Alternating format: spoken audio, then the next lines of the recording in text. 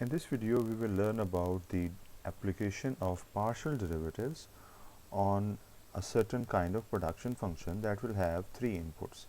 Because usually the production functions that we deal with, they are based upon two inputs, that is capital and labor. But in more elaborated situations, they contain other variables like energy and material. So Clem production functions, they are also there in our economic analysis. However, we are taking the material input instead, and we are omitting the E, that is energy input. We can include the fourth input, that is energy, or even fifth one, and so on. But here we have chosen a three input production function. Its precise equation is that the three input variables are being multiplied with their natural logarithmic forms. So now this is the form that we have, and we can start differentiating with respect to the inputs, that is capital, and then labor, and then material. Let's talk about the first derivative, that is with respect to capital. Here we have written the left hand side of the function, and this is the logarithmic differentiation. This is logarithmic differentiation because we are dealing with a logarithmic function. So we have to address this thing, and for that we do logarithmic function, logarithmic differentiation. So you can see that this additional logarithm is there. Now we wrote the logarithmic differentiation here on the right hand side and the function, and in the next step we start solving this. Because labor and material are missing in our given derivative, we are differentiating with respect to capital, so we use this term only, and when we simplify them, they get cancelled out, and this is the answer of the function with respect to capital. So this is the marginal product of capital in this three input production function case. Now the next variable should be labor, and here you can see natural log of the labor. We are trying to logarithmically differentiate the function, that is this function, with respect to natural log of labor. So this is the way of writing it, and then we solve it. Again, it is similar because previously it was capital that was being treated, now labor is being treated, so these two they are considered as coefficients. So we get the cancellation of these two terms, and we get this answer. This is the marginal product of labor. Finally, the third variable, with respect to m, we are going to differentiate the same function. Natural logarithmic function differentiation will happen here. So m is the variable, the other two will be treated as constants for the time being, and they come out as coefficients, and natural log of m, that it gets cancelled out with the derivative, and this is the answer, which actually is the marginal product of material. Now after finding this, we can further analyze this function by finding the cross partial derivatives.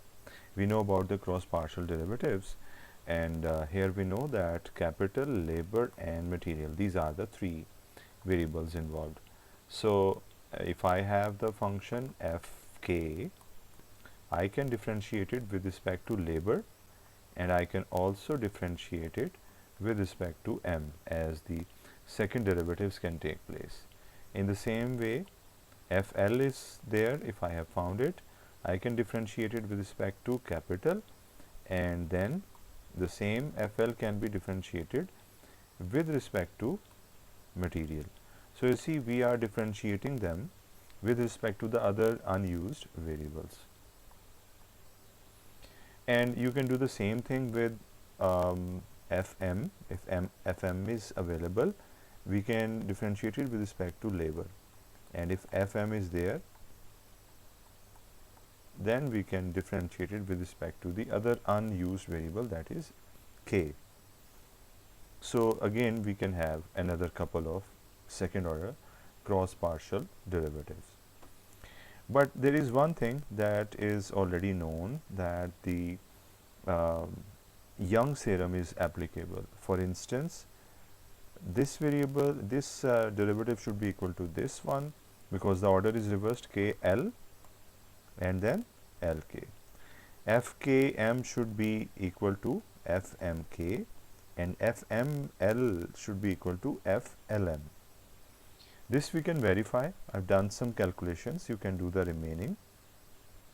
We're taking FL for the starting point and differentiating with respect to K. So FL is here, the value of FL is this, and we are differentiating it again logarithmically with respect to capital. And since FL is already there, K will be added, so it becomes FLK. So now since we have differentiated with respect to K, and this labor of capital, natural log of capital, will be cancelled out with the derivative, and only this term will be left. So this is the value of FLK. Now I can compare it with the value of FKL in order to see if the Young's theorem is applicable here. So for that, I need to find out the derivative of Fk with respect to labor. So this time Fk is what I have chosen, and I am differentiating it with respect to labor in its natural logarithmic form. The value of Fk is this, and we are going to take the derivative of it with respect to natural log of labor. So it gets cancelled out, this term, and this term comes here as it is, as a coefficient. And now let us see the answer. This is natural log of m, and you can compare this answer with the answer of FLK, and it is the same, that is natural log of m. So it means that it implies that FLK is equal to FKL, and it gets validated, the Young's theorem. Now this is one couple of the derivatives, the cross partial second order derivatives, but I made the possibilities of these three factors, and there were 6, so it means that 2 couples will also be verified, and these are those 2 couples, that is FKM should be tested if it is equal to FMK, and FLM if it is equal to FML.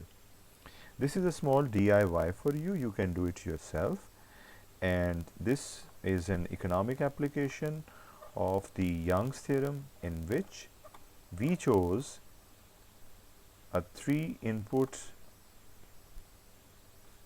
production function in its natural logarithmic form, and we applied the partial derivatives, and then we applied the second order partial partial derivatives, and then we were able to verify the Young's theorem for one couple, whereas 2 couples are yet to be verified for the Young's theorem, and that is something that you can do on your own as a rehearsal of whatever we have learnt in this video. Thank you.